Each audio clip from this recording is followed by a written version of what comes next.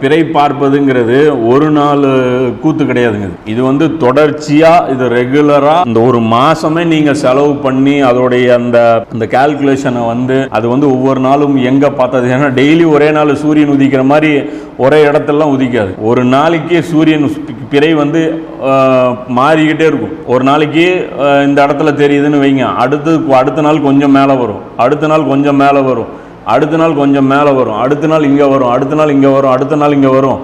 அப்படியே 30 நாளும் பார்த்தீங்கன்னா 30 இடத்துல உதிக்கும்.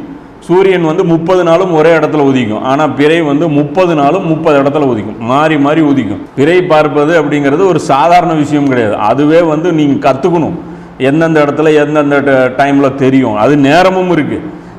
நம்ம உதிக்கிற இடமும் மாறும், உதிக்கிற நேரமும் பார்த்தீங்கன்னா ஒரு நாளைக்கு 50 நிமிஷம் டிஃப்ரெண்ட் ஆகும். இன்னைக்கு வந்து சூரியன் வந்து 6:05க்கு உதிக்குதுன்னு வைங்க, அடுத்த நாள் பார்த்தீங்கன்னா 6:06க்கு உதிக்கும்.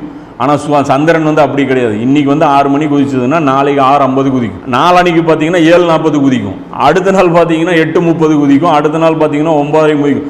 50 நிமிஷம் பார்த்தீங்கன்னா ஜம்ப் பண்ணி போய்கிட்டே இருக்கும். இந்த சந்திரனை வந்து வாட்ச் பண்ணுறதுங்கிறது அது தனி விஷயம். இப்போ இந்த மகரிபில் பார்க்குறோம் இல்லையா, மகரிபில் நீங்கள் பார்க்கும்போது 15 நாளைக்கு பெற தெரியாது. பௌர்ணமிக்கு அப்புறம் 15 நாளைக்கு நீங்கள் மகரிபு தொழுதுட்டு நீங்கள் பாருங்க மகரிபில் பெறையே வராது. 15 நாளைக்கு மகரிபு தொழுத உடனே நீங்கள் பார்த்தீங்கன்னா பெறையே தெரியாது. இது வந்து கால்குலேஷன் பண்ணுற மெத்தடே அது வந்து தப்பு அப்படிங்கிறத நீங்கள் புரிஞ்சுக்கணும். அமாவாசை வச்சு தீர்மானம் பண்ணுறீங்களா அப்படின்னு சொல்லி ஒரு கேள்வி வரும். அமாவாசை வச்சு தீர்மானம் பண்ணுறதில்ல. ஏன்னா ஃபுல்லாகவே பெற தெரியாமல் பார்த்தீங்கன்னா 3 நாள் ஆகும். அதாவது ஒரிஜினல் கதீம் தெரியக்கூடிய அந்த 28வது நாள் இருக்குன்னு வச்சுங்க, 28வது நாளும் பார்த்தீங்கன்னா காலையில் அது கொஞ்சம் நேரம் தெரிஞ்சுக்கிட்டு அதுக்கப்புறம் வானத்தில் பிறையே வராது, மறைஞ்சிரும். அடுத்த நாளும் பார்த்தீங்கன்னா ஃபுல்லாக தெரியாது. 28வது நாளும் தெரியாது, 29வது நாளும் தெரியாது, 1வது நாளும் தெரியாது. 3 நாளைக்கே உங்களுக்கு அமாவாசை தான் இருக்கும். 3 நாளைக்கே வந்து உங்களுக்கு பெறையே தெரியாது. அதனால் வந்து இருட்டான நாளை வச்சு நம்ம முடிவு பண்ணிக்கோலாம் பண்ண முடியாது. போன மாதத்துடைய பிறைகளை பார்த்துக்கிட்டே வரணும். கடைசியாக எந்த பிறை கணக்கு வச்சுக்கிட்டே இருக்கணும். 28 அன்னைக்கு பெற தெரியுது அப்படின்னா அதை எழுதி வச்சுக்கணும். அடுத்த நாள் வந்து பார்க்கணும், 29க்கு காணோம் அப்படின்னா மாதம் 29ல் முடிஞ்சிருச்சு அப்படின்னு முடிவு பண்ணிக்கலாம்.